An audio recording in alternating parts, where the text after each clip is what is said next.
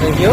আমরা বিএসএফ থেকে এবং নেশু রিপ্রেজেন্টেটিভ হিসাবে আমরা জানি 2016 যে আমাদের ভারতের যে জনগণ বা সিটিজেনশিপের খিলাফে যে একটি বিল নিয়ে এসেছি, সিটিজেনশিপ অ্যামেন্ডমেন্ট বিল, যা 2019-এর 11 ডিসেম্বর রাজ্যসভায় পাস করে সেটিকে সিটিজেনশিপ অ্যামেন্ডমেন্ট অ্যাক্ট করা হয়েছে। আমরা 2016 থেকে বিএসএফ এই বিলটাকে মানে না এবং মানছে না, এখন পর্যন্ত আমরা মানে না। আমরা 2016 থেকে আমরা এই বিলের বিরুদ্ধে আমরা আন্দোলন করে আসছি।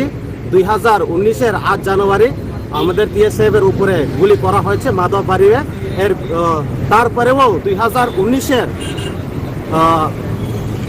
এই 11 ডিসেম্বর এই বিলটিকে রাজ্যসভায় পাস করা হয়েছে। আমাদের সেন্টিমেন্ট বা আমাদের যে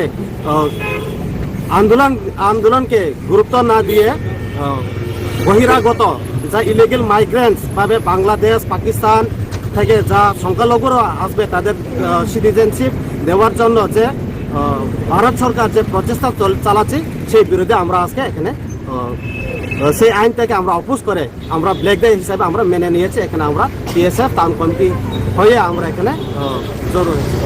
আপনার পরিচয়টা? আমি Maheshwar Tripura BSF town committee president.